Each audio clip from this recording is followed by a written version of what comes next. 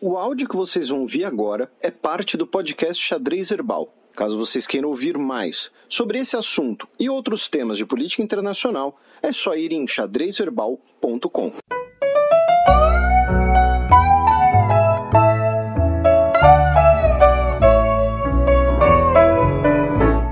Check. El cafillo donde estaba cuando caíste en desgracia, el que siempre acompaña. Parlamento britânico rejeita Brexit mais uma vez e deixa a Premier por um fio. É isso. Próximo bloco. Agora falando sério, né, a Theresa May. Vamos, né, primeira parte factual. A Theresa May, no final da semana passada e no início dessa semana, ela foi até a Europa, né, conseguir tentar alguma mudança no texto do Brexit. Você já tirou o Reino Unido da Europa. Ela foi à Europa. Ela foi à Europa continental. É que nem minha mãe falou quando visitou Portugal, que os portugueses falam, e quando vais à Europa? E aí a Theresa May, inclusive, né, cantou vitória quando ela voltou para o Reino Unido de segunda para terça, né, aqui no nosso horário, digamos assim. Né, disseram que ela conseguiu mudanças, garantias legais, né, binding, né, mudanças vinculantes, né, de que em relação ao backstop, né, que é o backstop? É aquela salvaguarda irlandesa. A gente já explicou os planos do Brexit em vários programas, a gente não vai ficar repassando por tudo aqui, mas lembrando, Irlanda e Irlanda do Norte dividem uma ilha, porém, Irlanda do Norte faz parte do Reino Unido, República da Irlanda é um país independente que vai continuar fazendo parte da União Europeia. E evitar que a ilha da Irlanda volte a ter uma fronteira rígida é uma das metas, uma das prioridades do governo, porque quando você tinha essa fronteira rígida, era ruim para todo mundo. Era ruim para a economia, era ruim para a segurança, era ruim para o conflito na ilha da Irlanda. Então, é mais ou menos isso. Aí o que acontece? A salvaguarda, né, é criticada, né, digamos assim, pelos políticos pró-Brexit, né, no Reino Unido, dizendo que é uma maneira do Reino Unido ficar atrelado à Europa, que é uma armadilha, ou então que daria muita autonomia à Irlanda do Norte. A Irlanda do Norte poderia, digamos assim, deixar de ser do Reino Unido e se unificar com a Irlanda, alguma coisa assim, tá? Só que voltando novamente ao que a gente sempre comentou, não existe solução para o Brexit. Alguém tem que aceitar alguma derrota, tá? Eles querem conciliar coisas inconciliáveis, tá? É mais ou menos o seguinte, eu quero, sei lá, você sair da casa dos seus pais, mas querer que os seus pais paguem o seu aluguel e você ainda ter o seu quarto na casa deles intocado. Sei lá, fazendo uma comparação, entendeu? São coisas meio inconciliáveis. Ou você vai morar sozinho ou você não vai, tá? Né, claro, não estou falando de pessoas que moram na cidade porque fazer faculdade, são custeados ainda pelos pais, moram numa república, né? Estou falando da pessoa que, digamos assim, declara independência, né? Não dependo mais dos meus pais, mas no fundo é você conciliar coisas que não são conciliáveis, você conciliar coisas até mesmo contraditórias, não vai dar certo. E aí, pois bem, a Theresa May voltou toda pimpona, dizendo, não, consegui novas garantias, agora o backstop não vai ser uma cilada, não vai ser problema. E aí, o parlamento foi lá e meteu 391 a 242. Então, assim, é uma surra menor que ela levou, mas mesmo assim, ainda é uma surra, ainda é uma diferença muito grande de votos. Ainda mostra que o plano dela tem diversos problemas, ainda mostra que são coisas... E quando eu digo plano dela... É importante uma coisa que a gente já falou antes e que agora eu vou repetir até com mais veemência, digamos assim. A culpa não é da Theresa May. Jogaram uma bomba no colo dela, ela que não era a mais fanática pelo Brexit, inclusive, né? O David Cameron tá dando risada todo dia, certeza. Com um copo de brandy servido pelo mordomo. Assistindo Downton Abbey. Então, assim, jogaram uma bomba no colo dela, uma bomba inconciliável, uma bomba que não tem solução. Ela tá tentando arranjar alguma solução, tá tentando ali emendar a coisa, puxa de um lado, puxa do outro. Só que assim, depois de 3 derrotas, eu já começo a considerar a May culpada. Talvez, não sei se de orgulho, né? Talvez pensando na sua imagem, porque assim, TT, amiga, você tá esperando o quê pra renunciar e dar um dedo do meio pra esses caras? Porque é aquela coisa... Eu acho que ela tá, assim, me botando no lugar dela, eu acho que ela tá tentando salvar o Partido Conservador. Pode ser também. Porque se ela sair agora, só vai piorar a situação pros Tories. Mas assim, ela não tem mais pra onde ir. Não, e outra, o próprio partido dela não ajuda ela. O partido dela inclui os brexiteers radicais, que votam contra porque acham que é muito brando, e o partido dela inclui lá os moderados que querem um novo referendo. E porque assim... Eu acho que talvez seja a opção mais viável no momento. Eu vou repetir aqui o meu tweet. Aí é questão de palpite, assim, não é de... Do dia 16 de janeiro. É o seguinte, a Theresa May, ela chega e fala, galera, tá aqui o Brexit que eu negociei. Aí o parlamento vira e fala, May, ficou uma porcaria, não rola. Aí falaram, quem topa fazer? Ninguém topou fazer, porque ela enfrentou votos de desconfiança, vamos lembrar, que não foi aprovado. Aí então assim, o parlamento nem tira ela do cargo, nem aprova o que ela negocia. Já isso 3 vezes, né, o Brexit recusado, 2 vezes voto de desconfiança. Então o que o parlamento faz? TT, esse negócio aqui tá uma porcaria, qualquer um faz melhor, só que ninguém aqui quer fazer, então vai lá, se vira e faz outro. Entendeu? Então assim, se fosse a Theresa May, eu já tinha dado o dedo do meio pros caras. Eu tinha falado, tá bom, então se vira, faz vocês. Vocês não são os bonzão? Faz vocês. Porque tá muito claro nessa altura do campeonato que precisa, vamos tentar aqui pensar de uma maneira proativa, digamos assim, né? Pensar com um coaching mental. Precisa de uma renovação na negociação, precisa de alguém que parta de premissas diferentes das quais partem a Theresa May. Precisa de alguém que pense fora da caixa. Precisa de alguém que não esteja viciado nessas negociações. Porque o que a Theresa May está fazendo, inclusive, e claro, é um processo normal, qualquer ser humano vai fazer isso. É o seguinte, fiz isso daqui. Isso daqui não deu certo? Vou tentar melhorar isso daqui para que dê certo. Não, talvez seja o caso de basicamente tentar uma coisa completamente diferente, começar a dar alguns passos mais atrás nessa negociação, não sei. Mas o fato é, depois de 3 votos rejeitando o acordo do Brexit que ela fez, não tem muito de onde sair. E porque, repito, é uma coisa inconciliável. Ninguém quer aceitar fazer uma concessão nesse caso, especialmente o Reino Unido. Até porque a posição da União Europeia qual que é? Olha, Reino Unido, você quis sair. Você que arque com as consequências. Se vira. Na hora de sair estava todo mundo feliz. Então, resumindo, essa novela novamente foi rejeitada. E aí, novamente foi votada, né, um voto simbólico no caso, né, que não autoriza um Brexit sem acordo. Que é a boa e velha marmelada. Porque daqui a pouco vai chegar o dia 29 de março, o prazo, a deadline. Cara, a Theresa May não vai dormir nesses próximos 15 dias. Eu juro pra vocês, eu estou com dó dela. Eu acho que eu não tenho nenhuma afinidade ideológica no amplo espectro geral que ela. Eu danço melhor que ela, e olha que eu danço mal. Mas assim, eu tô com dó dela. Porque ela, e você vê nas imagens, ela claramente está exausta. Ela está exausta. Não aguenta mais. A olheira dela já tá enorme. Isso aqui não é uma observação estética, tá, gente? Tipo, não, ela é mulher, ela tem que estar bonita. Não. Imagina a pressão que essa pessoa deve estar tendo que enfrentar todo dia. Imagina o nível de encheção de saco, para usar um português bem claro.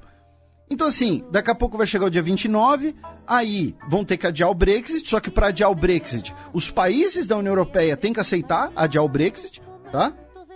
O parlamento autorizou ela, por 413 a 202 de solicitar à União Europeia para adiar o dia D do Brexit, para adiar o deadline, ou seja, o governo britânico autorizou esse adiamento, o parlamento britânico autorizou o adiamento, o parlamento britânico vetou um Brexit sem acordo, só que o parlamento britânico não propõe porcaria nenhuma, deixa tudo na mão da Theresa May e não aprova nada, tá? Porque ele está completamente pulverizado. Né? Você tem os escoceses que são completamente contra o Brexit, você tem os brexiteers radicais, você tem ali os brexiteers moderados, aí você tem os caras que estão mais perdidos do que cego em tiroteio. Aí você tem o UKIP, que só tem maluco também, a começar pelo Nigel Farage.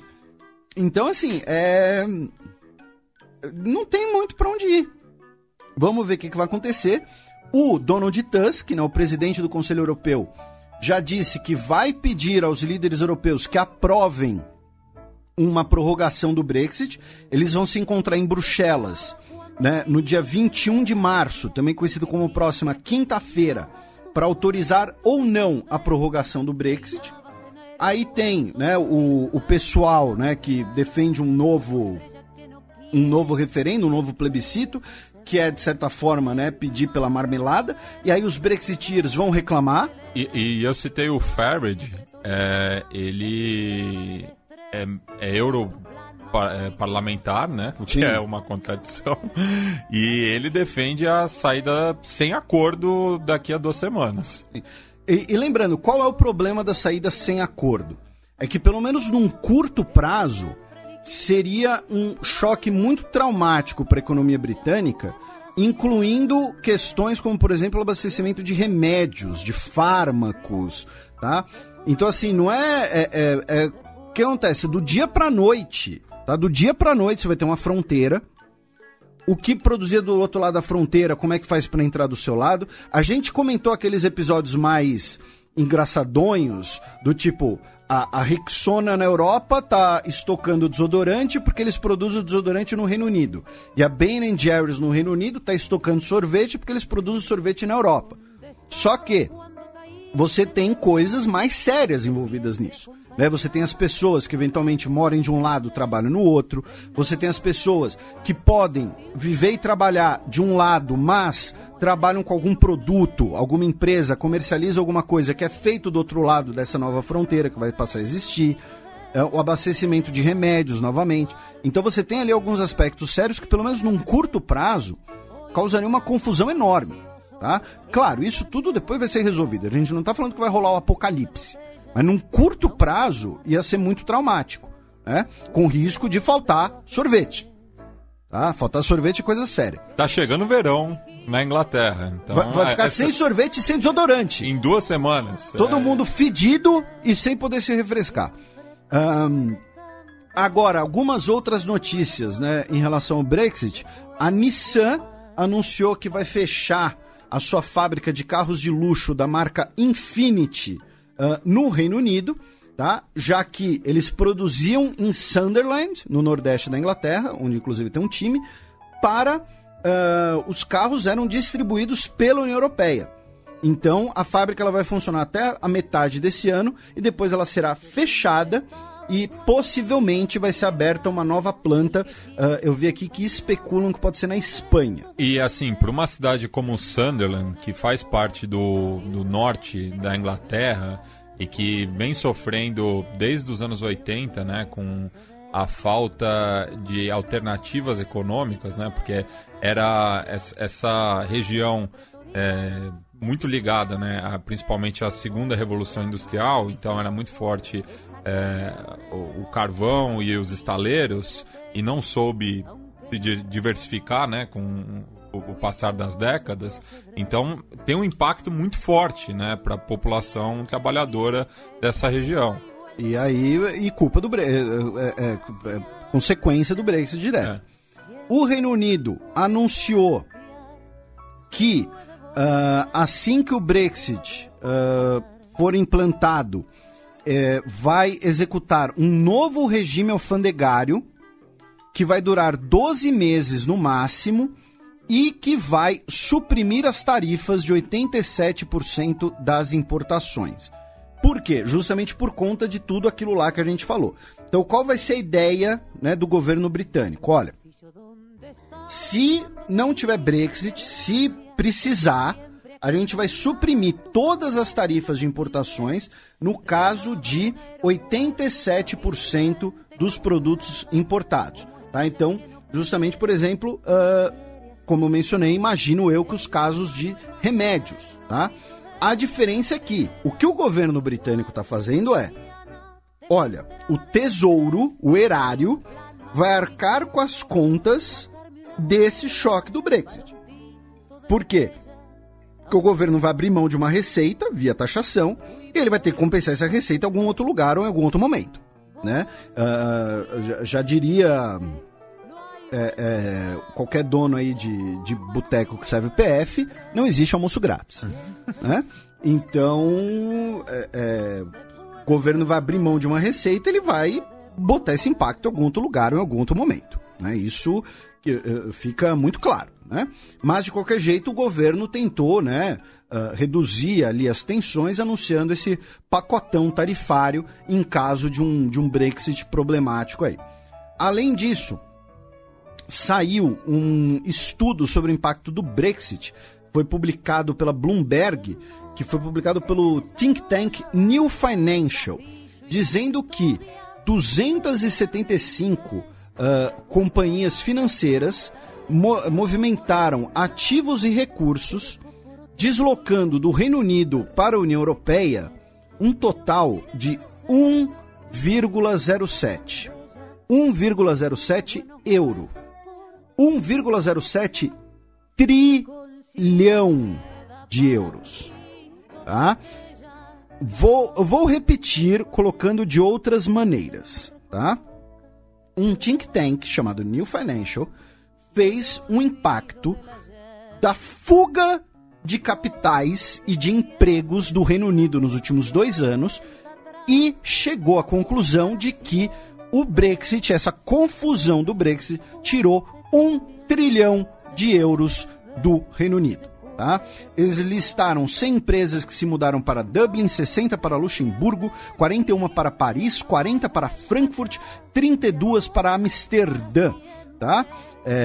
Então, e isso inclui também 5 mil funcionários. Tá? Então, assim, tá aí. E a galera levantando a plaquinha, eu avisei. Mas, por outro lado, o Reino Unido, né, já assinou aí 2 acordos de livre comércio que vão entrar em vigor, né, após o Brexit, com Fiji e Papua Nova Guiné. Tá? Então, é isso aí. Tá aí.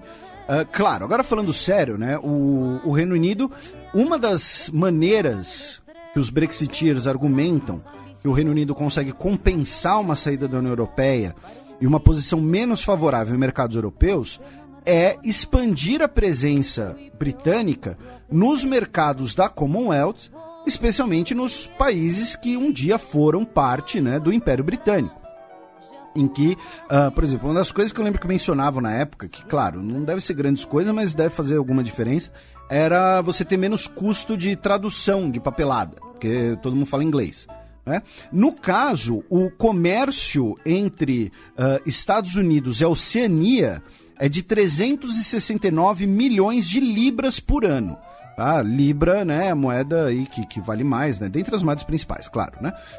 Então, é parte dessa política de compensar o Brexit, expandindo a presença econômica britânica nos países que faziam parte do Império Britânico, que fazem parte da Commonwealth. Por isso que, ano passado, a Theresa May pagou aqueles micões, né, dançando na África, fazendo uma visita, né, fazia o quê? Acho que 20 anos que um primeiro-ministro britânico não ia até o Quênia, né, mas agora foi. Por quê? Porque agora, com o Brexit, vai ter que compensar isso em outros lugares. E, finalmente, em relação ao Reino Unido, mas sem relação com o Brexit, né, em Belfast, um ex-soldado britânico será julgado por 2 assassinatos cometidos durante o Bloody Sunday, né, o Domingo Sangrento de 1972, o da música do U2, Né? Lembrando que tem vários Bloody Sunday. Né? Esse foi o último, né? Nesse contexto... Eu acho que sim, mas eu não duvido que tenha tido algum outro, né? Que foram em Derry, na Irlanda do Norte, que a gente comentou recentemente também, inclusive, né? Que é em Derry que tem um time... Sim, o time que é de uma cidade norte-irlandesa, mas que joga na Liga da República da Irlanda. Justamente porque é uma cidade de maioria católica, então os torcedores são muito estigmatizados nas outras cidades do Ulster. O homem não foi identificado, tá? Porém...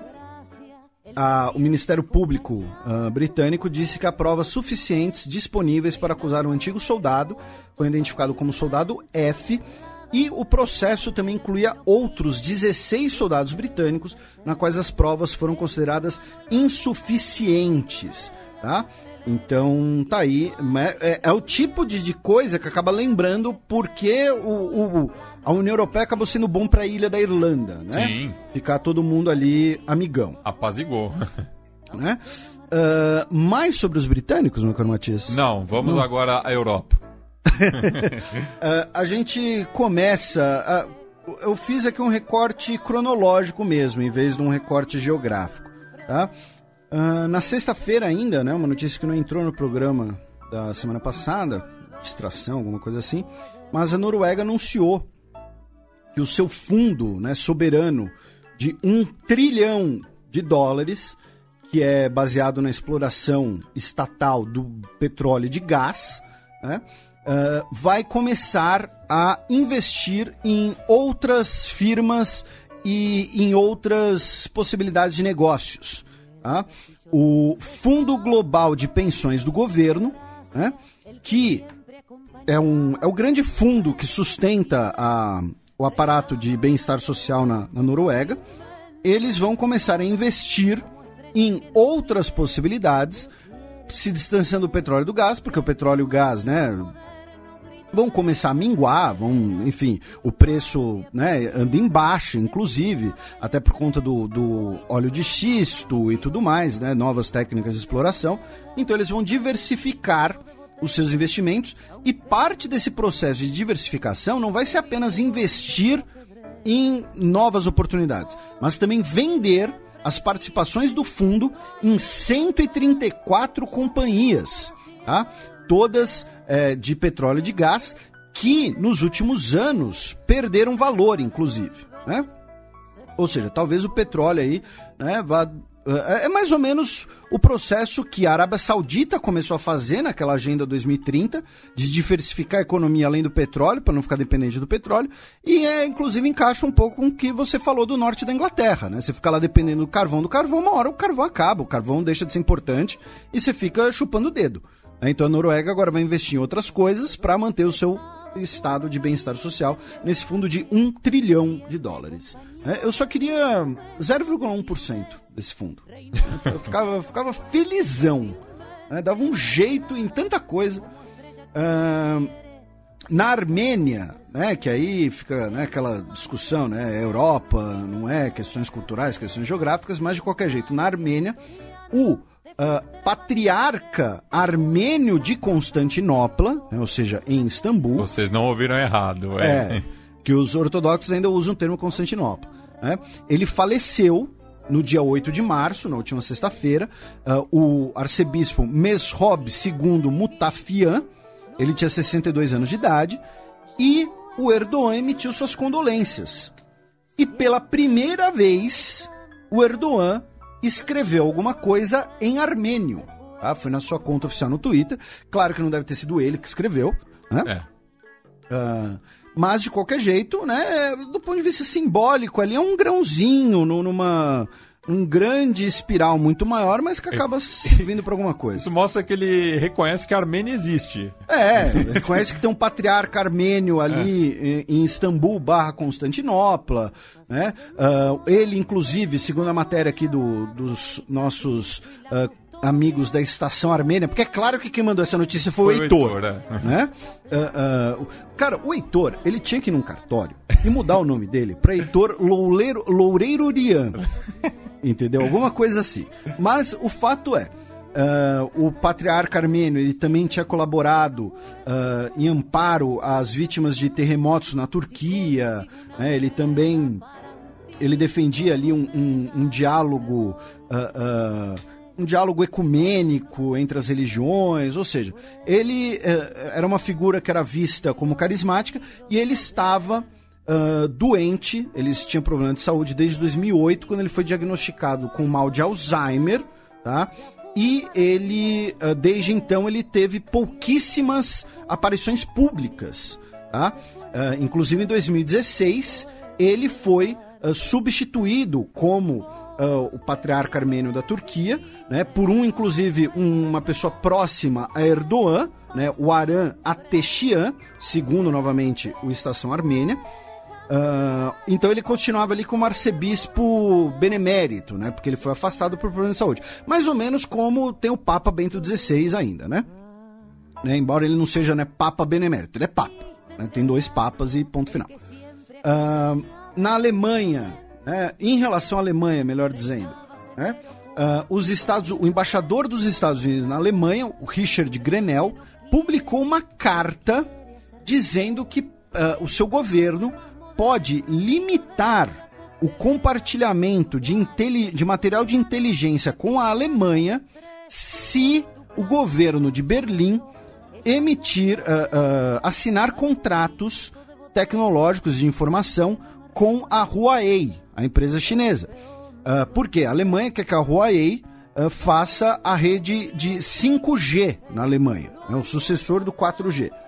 E os Estados Unidos falou, olha, se vocês fizerem isso, nós consideramos isso uma ameaça à segurança, uma brecha tecnológica, uma brecha de cibersegurança, então não vamos compartilhar mais informações de inteligência sensíveis com a Alemanha. Lembrando que a Alemanha e os Estados Unidos são teoricamente aliados na OTAN.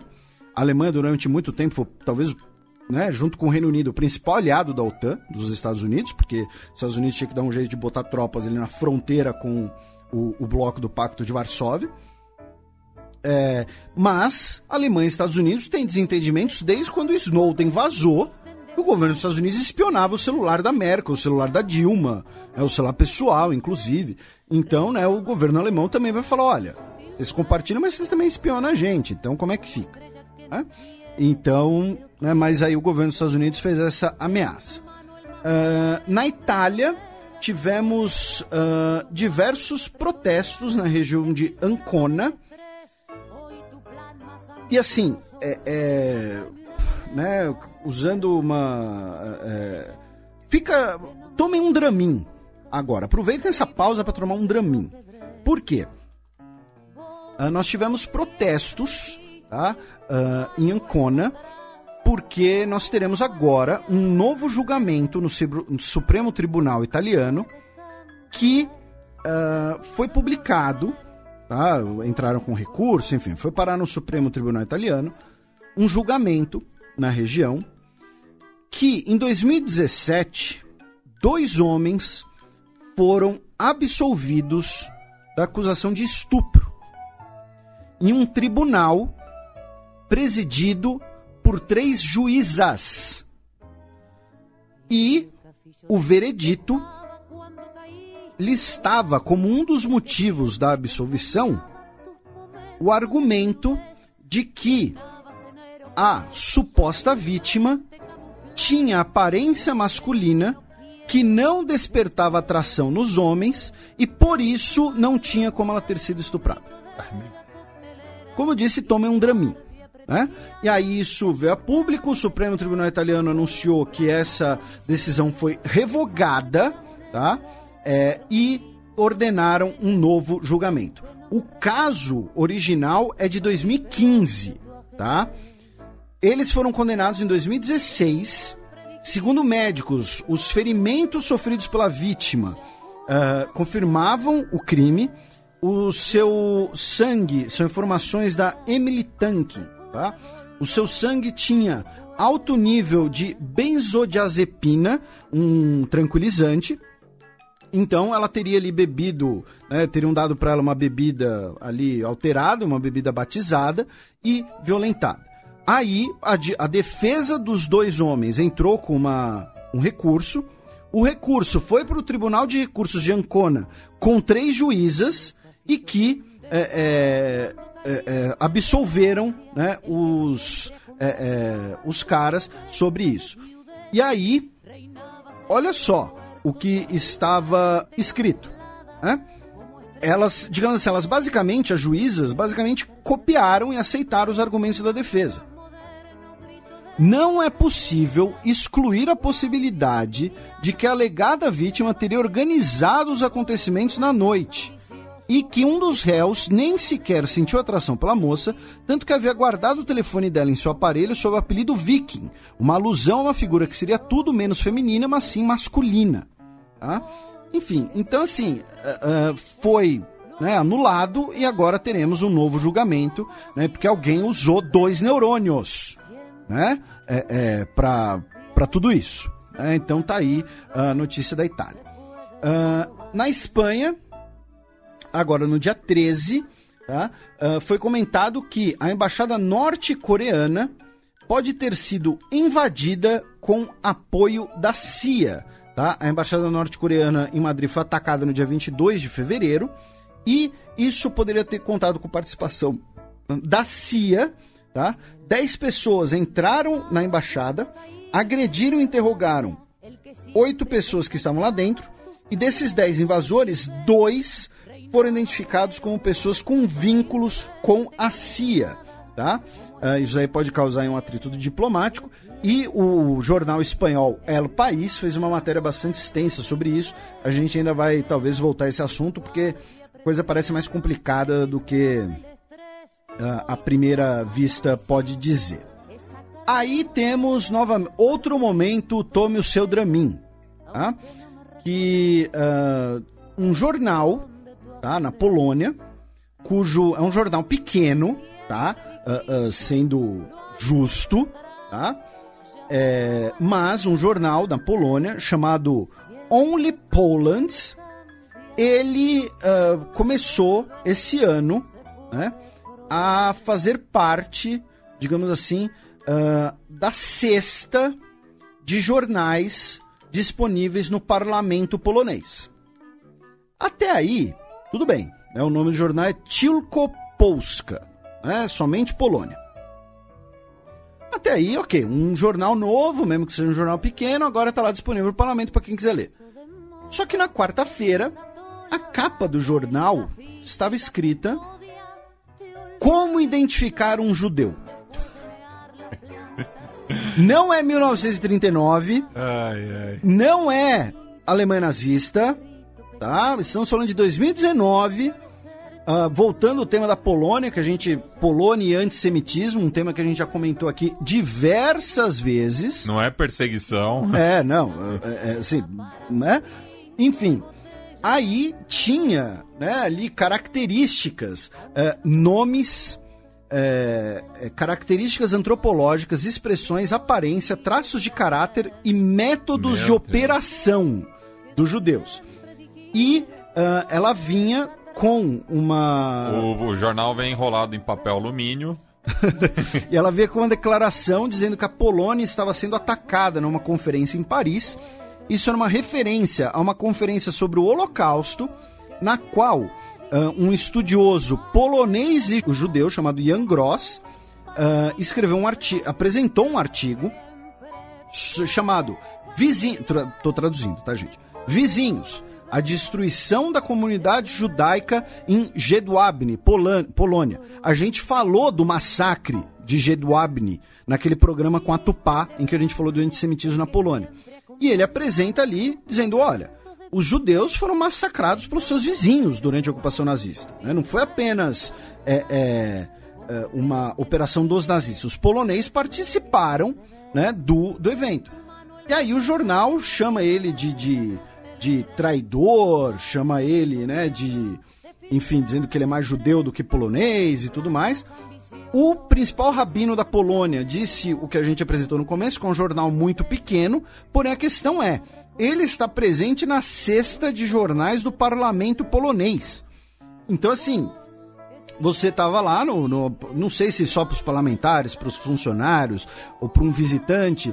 Então, estou criando aqui uma situação hipotética, que eu não sei nem se é real, mas imagine, né, que eu tô lá na Polônia, eu, Felipe Figueiredo, e eu consigo agendar uma entrevista com um parlamentar polonês, né, para falar sobre, sei lá, sobre a Rússia, falar sobre a União Europeia.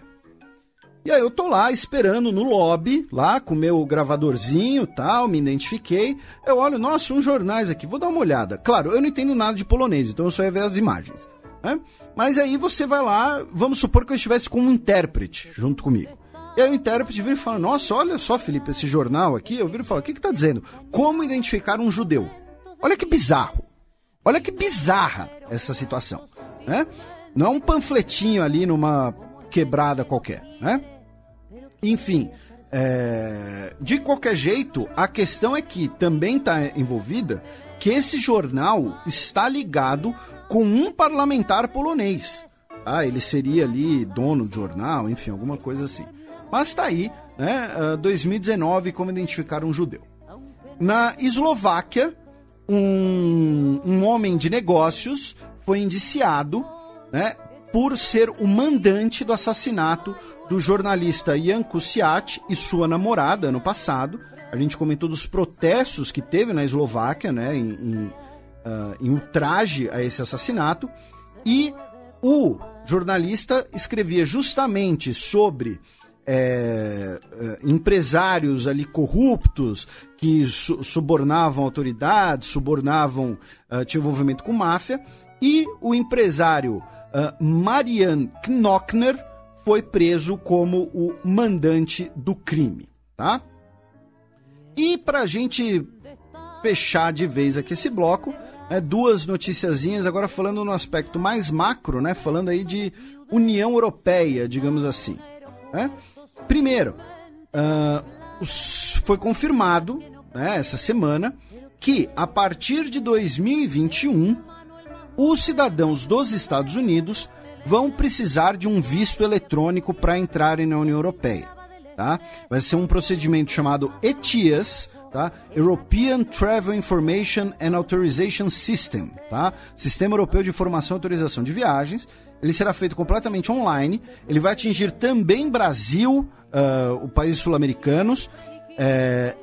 Que tinha dúvida se envolveu ou não os Estados Unidos, tá? Mas vai atingir 59 países. Ele vai ser gratuito para menores de 18 anos e maiores de 70 anos.